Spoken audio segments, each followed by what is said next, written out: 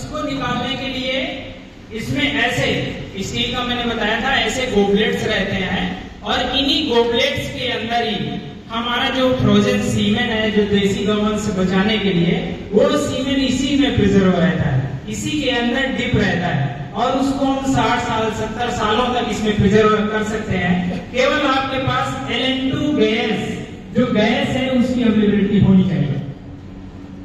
अब बात ये हो गई, अब इसको आपने स्टोर कर लिया। सबसे इंपॉर्टेंट फैक्टर्स रहता है कि जब हमारे यहाँ पे हैंडलिंग की बात आती है तो हम क्या करते हैं, इस लिड को इस कंटेनर को पूरा बाहर निकाल लेते हैं। ऐसे जैसे ही आप बाहर निकालेंगे इसमें 2 छेद है, ये देखिए, इससे Ln2 बाहर निकलने लगेगी और जो आपका सीमेन होगा ना वो सारा ड्राई हो जाएगा।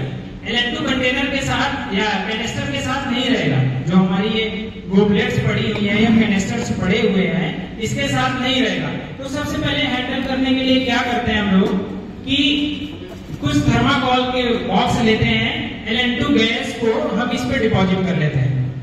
Ln2 गैस को इस पे डिपॉजिट किया और जैसे ही हम इस कैनिस्टर को बाहर निकालेंगे तुरंत ही हम इसको इस पे डिपॉजिट कर देंगे। तो वो क्या है, वो सडन चेंज नहीं आएगा टेम्परेचर का, क्योंकि अगर -196 से अगर आपका उसमें थोड़ा सा भी टेम्परेचर का वेरिएशन हुआ तो शॉक लग जाता है। जो सीमेन स्ट्रा के अंदर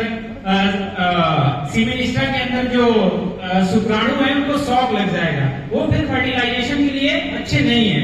ठीक है, ये आपकी बात हो गई हैंडलिंग की और प्रोसेस उसकी स्टोरेज की। इसके साथ ही साथ अब इसको ट्रांसपोर्ट करना है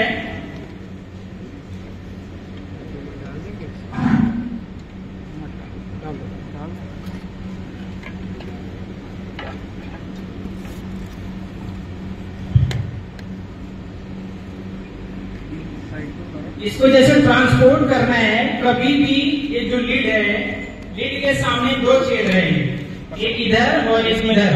इसी ये जो ऑर्बिस है इस वजह से बनाए गए ताकि आप इनको लॉक कर सकें, क्योंकि ट्रांसपोर्टेशन करना है ना। आपका अगर कंटेनर ऐसे गिर गया तो जो सारी गैसेस है वो वेपोर हो जाएगी और जब वेपोर हो गई तो हमारा सारा सीमेंट खराब हो जाएगा। तो सबसे इम्पोर्टेंट चीज है, अगर हमें बिहार भेजना है, अगर हमें उत्तर प्रदेश भेजना है, हैदराबाद भेजना है, तमिलनाडु भेजना है, उड़ीसा भेजना है, आसाम भेजना है, तो कैसे सीमेंट जाएगा? ऐसे ट्रांसपोर्ट हो करके चला जाएगा। ऐसे क्या खुला डालते हैं? अब आपका सीमेंट का स्टोरेज हैंडलिंग सारा हो गया। अब मैं आपको एआई के प्रैक्टिकल की तरफ ले जाता हूँ, उसके बाद मैं एआई की वहाँ पे सेशन लूंगा। प्रैक्टिकल तब तक मैं बताता हूँ क्या क्या चीजें आप क्या क्या प्रिकॉशंस यूज कर सकते हैं, क्या क्या प्रिकॉशंस रख सकते हैं और क्या क्या चीजें यूज होती हैं। सबसे पहले एआई के लिए तो हमें जरूरी है सीमेंट। सीमेंट इसका तो हमारे पास अवेलेबल होगी। अब क्या है, एक अच्छा टेक्नीशियन। सीमेंट तो अवेलेबल हो गया, सीमेंट के साथ साथ एक अच्छा टेक्नीशियन। कहते हैं ना, अगर एक अच्छी गाड़ी चलानी है तो ड्राइवर अच्छा होना चाहिए कि नहीं होना चाहिए? तो इस वजह से अगर एआई का जो कंजम्पशन रेट है वो इस पे भी डिपेंड करता है कि हमारा टेक्नीशियन कितना अच्छा है, हमारा वेटनरियन क्या है। जो वेटनरियंस हैं उनका एक अलग रोल है, कैसे इम्प्रूवमेंट करना है। लेकिन जो एआई टेक्नीशियन जो आपके पास पहुंच रहे हैं उनके पास सबसे पहले सीमेंट हो गया और ये है एआई गन। ये आप देख पा रहे होंगे मेरे हाथ में, ये है एआई गन। इसके अंदर एक ल्यूमेन है, यहाँ सीमेंट रखेंगे, ये प्लंजर है। ठीक है, एक ये एआई गन हो गई। ये है सीमेंट स्ट्रा कटर, आप देख पा रहे होंगे। एक यूज करते हैं कैंची, कहते हैं ना कैंची यूज करते हैं। कैंची से क्या है, काटने में उसको मैं ड्राइवर बताऊं, उसका अगर इसका आपकी बराबर नहीं कटी तो जब आप सीट पे लगाएंगे, ये आपका इसका कटर हो गया। ये है आपकी एआई सीट। एआई सीट ये अब हमारी इस जो एआई गन है इसके ऊपर चढ़ाएंगे जब सीमेंट लोड कर लेंगे। उसके बाद एआई सीट में हमारे पास दूसरा फैक्टर्स क्या रहता है कि हमें गर्म पानी, जो थाइन टेम्परेचर है सीमेंट का -196 से हमें थाइन टेम्परेचर में लाने के लिए 37 degree Celsius, minimum 37 degree Celsius temperature होना चाहिए। और वो भी टाइम डिपेंडेंट है कि 40 to to 45 सेकेंड्स ओनली। अगर आप उससे कम करेंगे और ज्यादा करेंगे तो ये सीमेन के लिए हार्मफुल है, उसमें शॉक लगने की कंडीशन होगी और कंजप्शन रेट पे या रिपीट ब्रीडिंग पे ये बहुत बड़ा रोल अदा करेगा। उसके बाद क्या हुआ, आपने सीमेन फाइन कर ली, फिर एक रोल आता है टिश्यू पेपर का, कहते हैं ना ये टिश्यू पेपर। जो सीमेन है ना, सीमेन को अगर आपने पानी से निकाला, गन पे लोड कर दिया, अगर वाटर की एक ड्रॉप अगर सीमेन के साथ मिल गई, वो जो सारे जो पानी की ड्रॉप के साथ आएंगे ना, सारे शुक्राणु वो मर जाएंगे। तो ये कारण है कि हमारी एआई में कंजप्शन रेट क्यों नहीं हो रहा, क्योंकि हम अच्छी टेक्निक से नहीं यूज, हमें जानकारी नहीं है कैसे क्या करना है। ठीक है, अब इसके बाद मैं दिखाऊंगा कि टेम्परेचर, आपने पहले बताया कि 37 डिग्री सेल्सियस टेम्परेचर रखना है ना, कैसे रखेंगे। आपके पास ये थाइन कार्ड है, ये अवेलेबल है यहाँ पे, PDS progressive dairy farmer association है पंजाब में, और progressive dairy solution Mullapur Dakha में है, वो बड़े मेले ऑर्गेनाइज करते हैं पंजाब में, वहां पे इजिली अवेलेबल है। आप ऑनलाइन भी सर्च करेंगे तो ये थाइन कार्ड मिलेगा। साथ ही साथ एक ये थर्मामीटर भी आप यूज कर सकते हैं, या जो भी आपके एआई टेक्नीशियन आए, इस थर्मामीटर से भी आप टेम्परेचर देख सकते हैं कि 37 डिग्री सेल्सियस है या नहीं है। अब मैं आपको प्रोसेस करता हूँ, बस जल्दी से आपको वो कर। अभी डॉक्टर साहब आपके सामने कुछ कर रहे हैं, मैं आपको बताता हूँ कि जो कमियां फील्ड के टाइम जो डॉक्टर करता है, नंबर 1, उनके पास नहीं होता, वो हाथ से देते हैं पानी से, सबसे बड़ी गलती है, सबसे बड़ी गलती ये करेगा, सबसे बड़ी गलती ये करता है, तो कंसीव कैसे करोगे, नंबर 1 बात। दूसरा क्या है कि ये गन और ये सीट, मैं आपको दिखाता हूँ कि इसमें क्या प्रॉब्लम आती है सबसे ज्यादा। हाँ जी, ये गन के अंदर जब सीट को हम लोड करते हैं, तो ये चीज बहुत इंपॉर्टेंट होती है कि ये सीट के अंदर पूरी गन जाती है तो टाइट है कि लूज है। मैं आपको बताता हूँ, डॉक्टर आपको कभी नहीं बताएगा, मैं भी नहीं बताऊंगा अगर मैं ये करने का मानो, ये बिल्कुल टाइट है ना, ये टाइट है, तो इसका मतलब है कि मैं जो सीमेंट डिपोजिशन करूंगा यहाँ से, वो पूरा इससे बाहर जाएगा, मैं भी रीकैपिटेशन होगा। क्योंकि ये सीट अच्छी आईएमडी कंपनी की है, वो लोकल की जो लेते हैं तो पूरा का पूरा सीमेंट बाहर की तरफ निकल जाता है, और निकलने के बाद में डॉक्टर कहते हैं बहुत अच्छी हो गई है, आपकी गाय में कोई प्रॉब्लम हो सकती है, हमने कुछ नहीं किया, लेकिन डॉक्टर को पता होता है कि सीमेंट तो बाहर ही हो गया। ठीक है, ये दो बातें जो प्रॉब्लम होती है। ठीक है, अभी आपको और भरने वाला ये वाला है, भरने वाला नहीं, वो वाला जो सिखाना है वो ये वाला। उसके बाद में जैसे डॉक्टर साहब ने बताया कि एआई सीट कटर है, सीट कटर जो है अपने सीमेंस का कटर है, इसका इस्तेमाल करें। इसका मतलब ये है कि जब काटते हैं तो पूरा एग्जैक्ट 90 डिग्री एंगल पर, इससे बहुत फर्क होता है, क्योंकि सीट के आगे जो टिप होती है पूरी सर्कुलर होती है, और इसका जो ओपनिंग होती है वो इसमें 90 डिग्री एंगल होता है। 90 डिग्री एंगल पे 90 डिग्री एंगल मिलेगा तो स्पीड, स्पर्म की स्पीड बढ़ जाएगी। ये बहुत इंपॉर्टेंट चीज होती है, वरना कैंची से काटे तो टिल्ट काट देगा 45 डिग्री पे, 65 डिग्री पे, जब हम मानते हैं कि कंसीव रेट कम है। जबकि कंसीव रेट कम नहीं होती है, बस फ्यूल वेटेंसी कमी के कारण वो कम हो जाती है। और कई बार तो क्या करता है, मैं आपको वाक्य बताता हूँ, मोटरसाइकिल के ऊपर ही है ना, वहां से वो सीमेंट को लोड करके ले आता है, और कई बार तो क्या शाम को कुआ पीता है ना, उसके अंदर डाल के ले आता है, फिर वो सही है बिल्कुल। ये भी होता है, देखा है मैंने, काफी इसी बात नहीं है। हाँ तो मैं बता रहा हूँ ना, वो हाथ से देखना ये सही है, मैं बता रहा हूँ ना, कांच की बोतल समझ गया ना, बस है ना, देखा मैंने, ऐसी बात नहीं है। फिर अपने दोस्त कहते हैं कि डॉक्टर साहब हमारी क्या है, तो क्या बनी हो रही है, रिपीटर हो गई है। अब आप यहाँ पे देखेंगे, मैंने टेम्परेचर मेंटेन किया है, जो डॉक्टर साहब ने बताया कि टेम्परेचर क्यों जरूरी है या कैसे जरूरी है, आप आके देख सकते हैं। 1-2% आप देख सकते हैं। ये मैंने टेम्परेचर मेंटेन किया है, इसमें 37 से 38 है, क्योंकि जब तक मैं सीमेंट निकालूंगा थोड़ा डालूंगा ये 37 पे आ जाएगा। ये 37 कलर हो रहा है ना, विजिबल हो रहा है 37 होना चाहिए 37 से 35 तक 37 मेंटेन करेंगे। जैसे इसका डालेंगे, हाथ मत लगाओ यार, पानी थोड़ा टेस्ट कर रहे हो। ठीक है, अब क्या करना है, अब क्या है, देख लीजिए ये तो अभी ये देखिए हाईलाइट हुआ है ना, कुछ नंबर कुछ हाईलाइट हो गए ना, ये जैसे पानी में डालते हैं तो हाईलाइट हो जाता है। ये हाईलाइट हो जाता है तो हमें पता लग जाता है कि 37 है कि 35 है या 38 है। मैं हाथ से पता नहीं लगा सकता टेम्परेचर कितना है।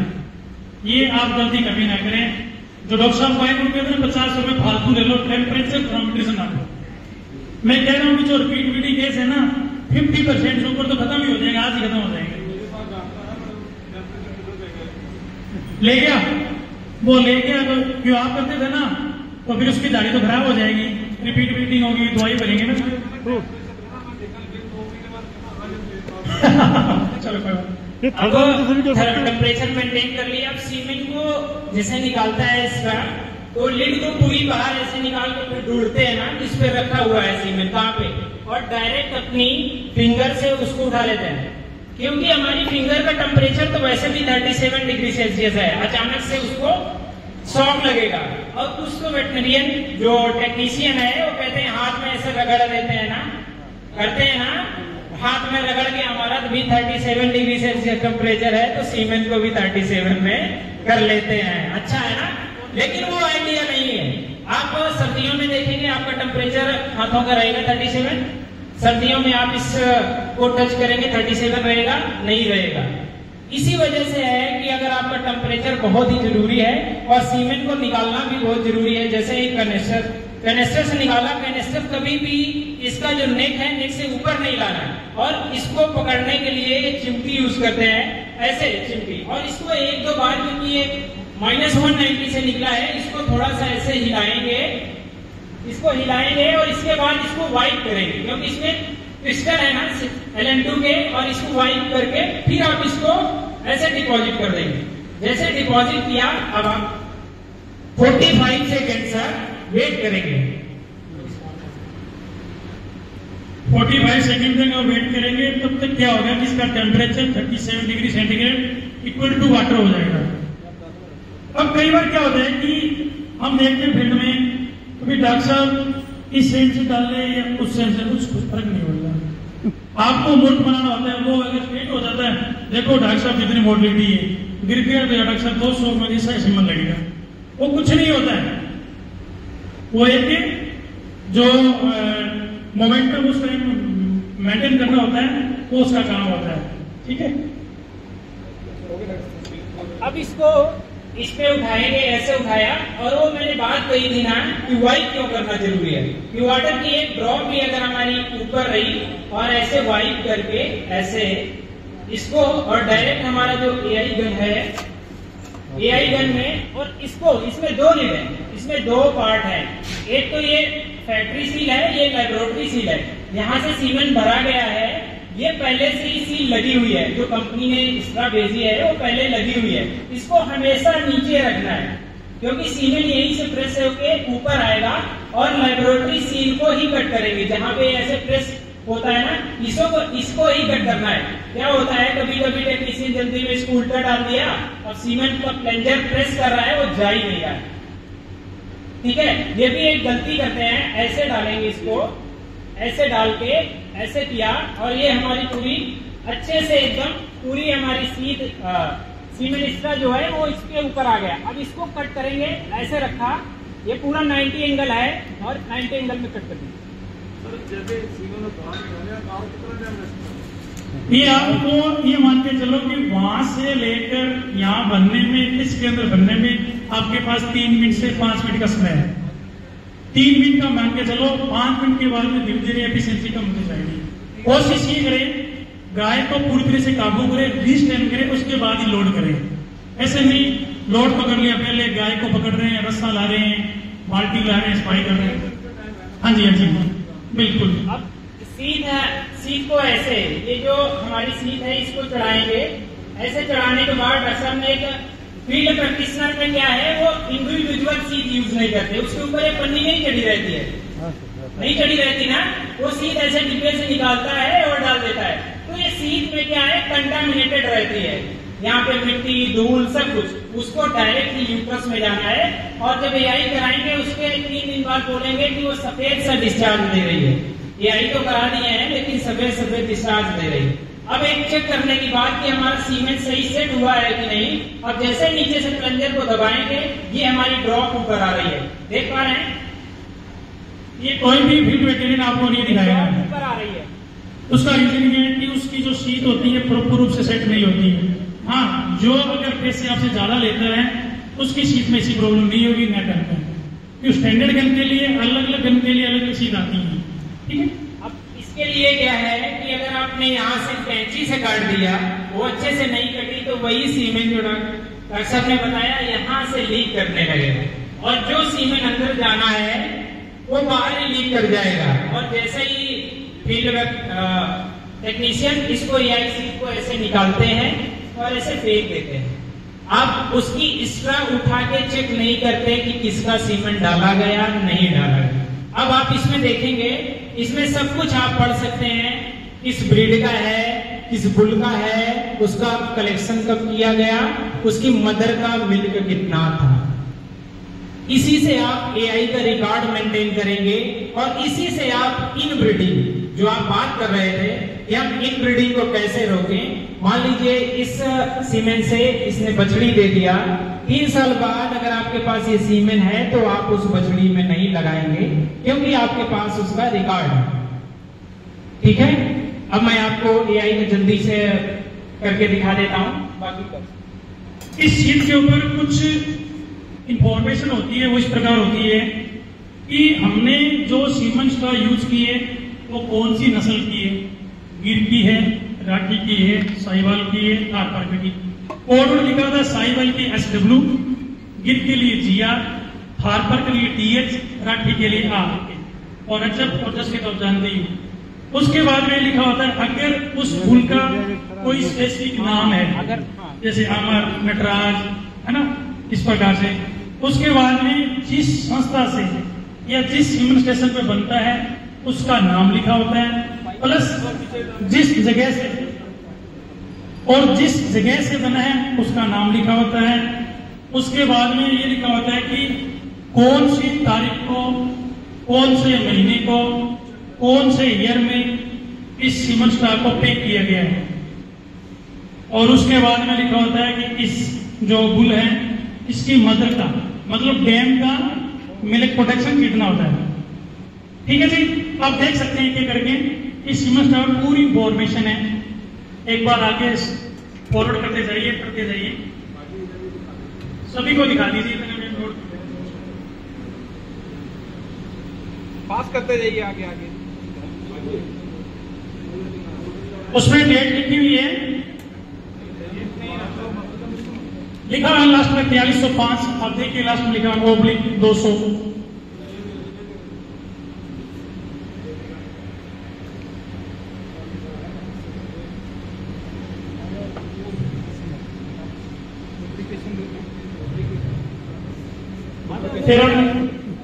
कोई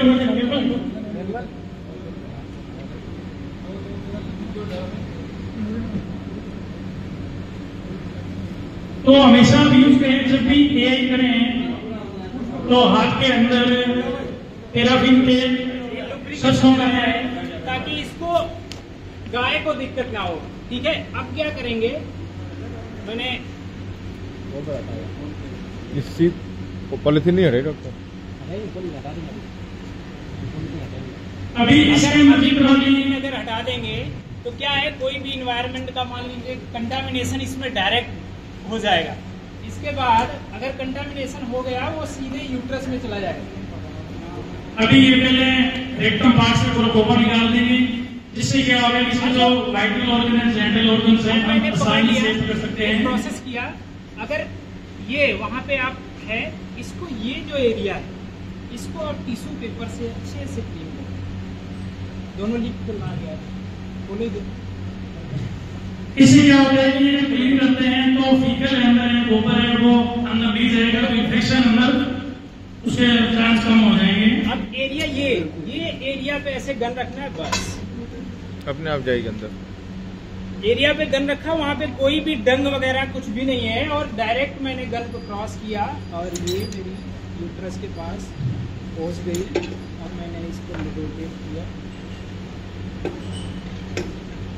और उससे पता चलेगा। आप बाहर भी होंगे ना तो आपकी गन अंदर जा रही है या नहीं जा रही है, उससे आपकी लेंथ बता देगी कि हाँ ये अंदर गन जा रही है। ठीक है, ये आपकी गन चली गई।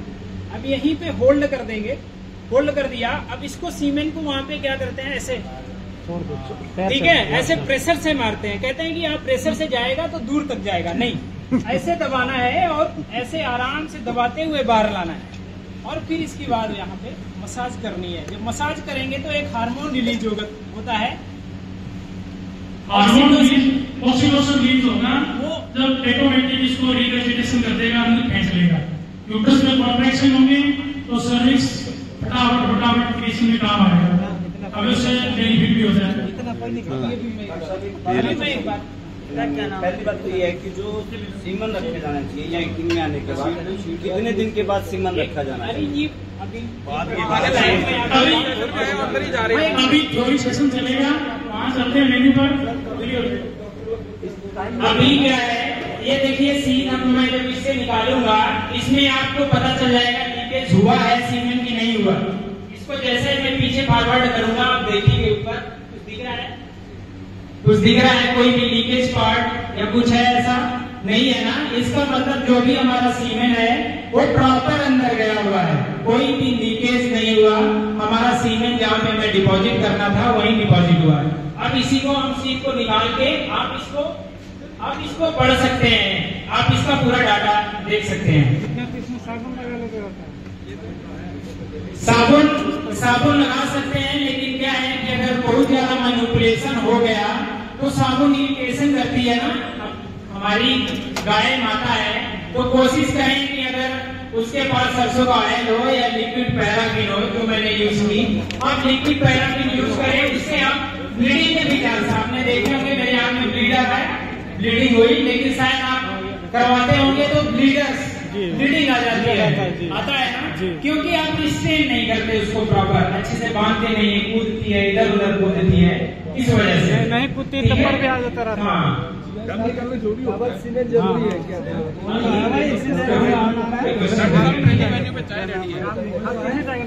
अभी हम सभी ट्रेनिंग मेन्यू पे वही जाएंगे, वहाँ पे चाय रेडी है, पहले चाय लेंगे फिर आगे का बात शुरू करेंगे। तो चलिए क्या नंबर क्या है? इधर नंबर है, रुको। ट्रेनिंग मेन्यू पे आप आ जाइए, वहाँ पे चाय रेडी है। नटराज क्या है? चमकना रहा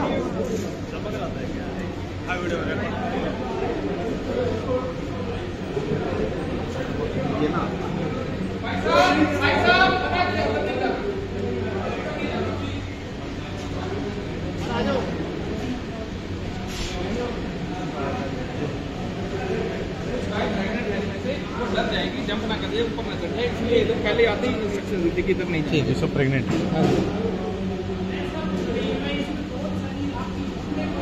गेहूं का भूसा है सर ये? हाँ जी, ये हीट का किया।